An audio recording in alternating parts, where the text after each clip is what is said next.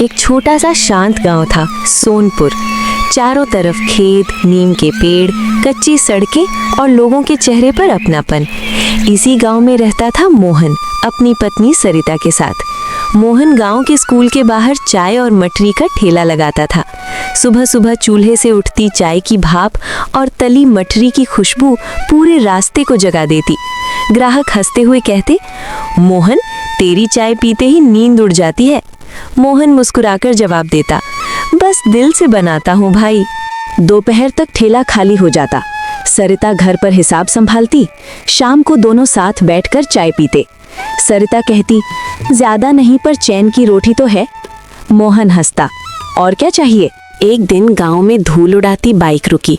उतरा रवि, मोहन का पुराना दोस्त, अब शहर में रहता था। अरे मोहन, अभी भी ठेला? हाँ भाई, यही मेरी दुनिया है। रवि बोला, ये सब छोड़, शहर चल, होटल में काम दिला दूंगा, महीने के हजारों। मोहन चुप हो गया। सरिता दूर से सब सुन रही थी। रात को रवि ने मीठी बातें भरी। कुछ महीने की बात है, फिर पक्का घर, बाइक, सब कुछ होगा। सरिता बोली, इतना दूर अकेले? रवि हंस पड़ा, भाभी, किस्मत मौका दे रही है। मोहन मान गया। सुबह सरिता की आंखें नम थीं। मोहन बोला, हर महीने पैसे भेजूंगा। सरिता ने सिर हिलाया, पर दिल कांप रहा था। पहले 2 महीने पैसे आए, फिर सब बंद। फोन गांव में सिर्फ चौधरी के पास था। सरिता चौधरी के पास गई। मोहन की खबर नहीं मिल रही। चौधरी ने घूर कर कहा, फोन तो लगा दूंगा, पर रात को रुकना पड़ेगा। सरिता का चेहरा पीला पड़ गया। वो बिना बोले लौट आई। वह सोचती रही कि तभी रास्ते में हरिया काका मिले। बेटी, चाय का ठेला क्यों नहीं संभाल लेती? मैं? हिम्मत कर, सीख जाएगी। अगली सुबह सरिता ने चूल्हा जलाया, मोहन वाला ठेला स्कूल के बाहर लगाया। चाय उबली, खुशबू फैली। एक बच्चा बोला, अरे आज चाय अलग सी महक रही है। धीरे धीरे लोग रुकने लगे। भाभी, चाय बढ़िया है। शाम तक सब बिक गया। सरिता थक गई, पर आंखों में चमक थी। अगले दिन गांव में कॉफी वैन आ गई। चमचमाती गाड़ी, पोस्टर, संगीत, लोग उधर भाग गए। सरिता का ठेला खाली। दिन ढल गया, चाय ठंडी हो गई, उम्मीद भी। सरिता फूट फूट कर रो पड़ी, लेकिन उसने अपना आंसू पोंछा और कॉफी वैन को ध्यान से देखने लगी। लोग बोले, कॉफी में चॉकलेट फ्लेवर है।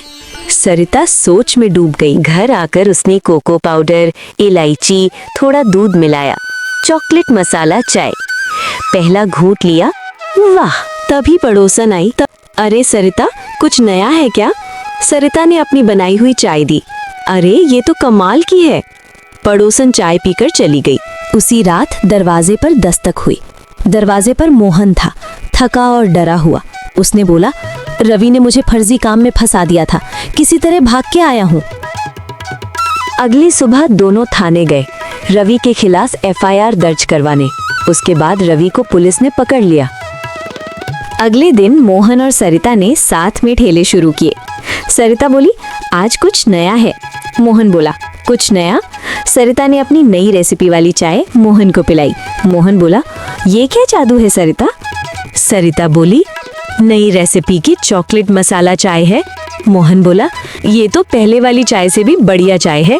उसके बाद मोहन ने आवाज लगाना शुरू कर दिया, आइए आइए, सिर्फ 5 रुपए की चॉकलेट मसाला चाय, आइए आइए। ये सुनकर लोग कॉफी वैन को छोड़कर मोहन के ठेले के पास मसाला कॉफी चाय पीने आने लगे। लोगों को मसाला चाय इतनी पसंद आई कि कॉफी वैन को वहाँ से जाना पड़ा। सीख, किस्मत शहर में नहीं, समझदारी में छिपी होती है। और जब साथ हो भरोसे का, तो चूल्हा भी रास्ता बना देता है।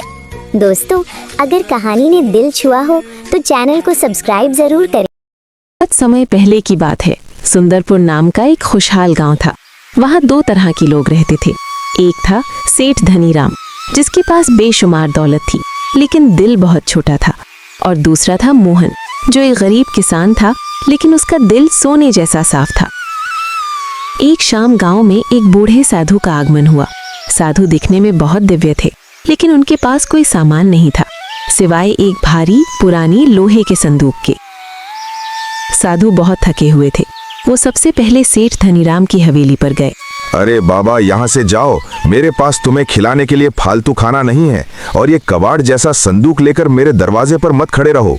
धनीराम ने साधु को दुत्कार दिया। थके हारे साधु फिर मोहन की छोटी सी झोपड़ी के पास गए।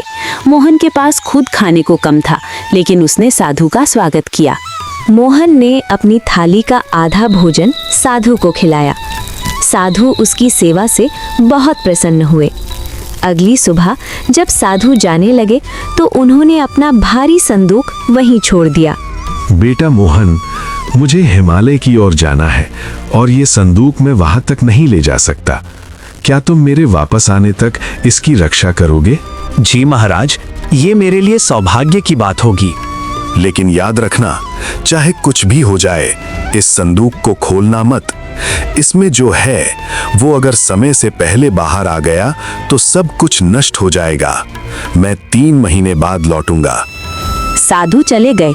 मोहन ने उस संदूक को अपने घर के कोने में रख दिया और रोज उसकी धूल पोंछता, लेकिन कभी उसे खोलने की कोशिश नहीं की। लेकिन कहते हैं ना, दीवारों के भी कान होते हैं। गांव में खबर फैल गई कि साधु अपनी जिंदगी भर की कमाई उस संदूक में छोड़ गए हैं। लोग बातें बनाने लगे कि उस संदूक में हीरे जवाहरात हैं, पारस पत्थर है, या शायद कोई जादुई शक्ति। ये खबर सेठ धनीराम तक भी पहुंची। उसकी रातों की नींद उड़ गई। धनीराम सोचने लगा, वो फकीर जरूर कोई महान तांत्रिक था। उस संदूक में पक्का खजाना है। उस गरीब मोहन के पास वो संदूक क्या कर रहा है? उस पर तो मेरा हक होना चाहिए था। एक रात जब बारिश हो रही थी, धनीराम मोहन की झोपड़ी पर गया। उसने मोहन को लालच दिया और बोला, मोहन सुन, वो संदूक मुझे दे दे। बदले में मैं तुझे 100 सोने के सिक्के और पक्का मकान दूंगा। तुझे जिंदगी भर काम करने की जरूरत नहीं होगी। माफ कीजिए सेठ जी, ये अमानत है, मैं इसे बेच नहीं सकता, चाहे आप मुझे अपनी पूरी दौलत भी दे दें। धनीराम का लालच अब पागलपन बन चुका था। उसने मोहन की ईमानदारी नहीं देखी, उसे बस वो संदूक चाहिए था। उसी रात उसने अपने नौकरों को भेजकर मोहन के घर से वो भारी संदूक चोरी करवा लिया। संदूक हवेली लाया गया। धनीराम की खुशी का ठिकाना नहीं था। उसने कमरे के दरवाजे बंद किए और हथौड़ा लेकर संदूक के पास गया। उसने सोचा, आज तो मैं दुनिया का सबसे अमीर आदमी बन जाऊंगा। साधु की चेतावनी, इसे मत खोलना, धनीराम को याद थी, लेकिन लालच ने उसके दिमाग पर पर्दा डाल दिया था। उसने ताला तोड़ा, ढक्कन धीरे धीरे उठाया। जैसे ही संदूक खुला, धनीराम सन्न रह गया। संदूक के अंदर ना सोना था, ना चांदी, ना हीरे। संदूक पत्थरों से भरा हुआ था, बड़े बड़े भारी साधारण पत्थर। लेकिन उन पत्थरों के ऊपर एक कागज का टुकड़ा रखा था। धनीराम ने कांपते हाथों से वो पर्ची उठाई। उस पर लिखा था, ये भारी पत्थर मेरे जीवन के पाप और बोझ का प्रतीक है। जो इस संदूक को ईमानदारी से बिना खोले रखेगा, उसका मन हल्का रहेगा। लेकिन जो इसे लालच में आकर खोलेगा, उसे ये एहसास होगा कि उसने बेकार में ही इतना बोझ उठाया। धनीराम को समझ आ गया कि साधु ने ये संदूक सिर्फ मोहन की परीक्षा और धैर्य के लिए दिया था। उस संदूक की असली कीमत उसके अंदर का सामान नहीं, बल्कि वो विश्वास था जो मोहन ने निभाया। दोस्तों, साधु वापस आए। उन्हें पता चला कि संदूक चोरी हो गया है, लेकिन उन्होंने मोहन को आशीर्वाद दिया। उन्होंने कहा, बेटा, तुमने अपनी ईमानदारी नहीं खोई, वही तुम्हारा सबसे बड़ा खजाना है। इस कहानी से हमें ये सीख मिलती है, दूसरों की अमानत और धन पर नजर रखना हमें सिर्फ पत्थरों का बोझ देता है। असली सुख तो संतोष और ईमानदारी में है। अगर आपको ये कहानी पसंद आई तो वीडियो को लाइक करें और कमेंट में लिखें ईमानदारी। ऐसी ही कहानियों के लिए चैनल को सब्सक्राइब जरूर करें। मिलते हैं अगली वीडियो में। जय हिंद।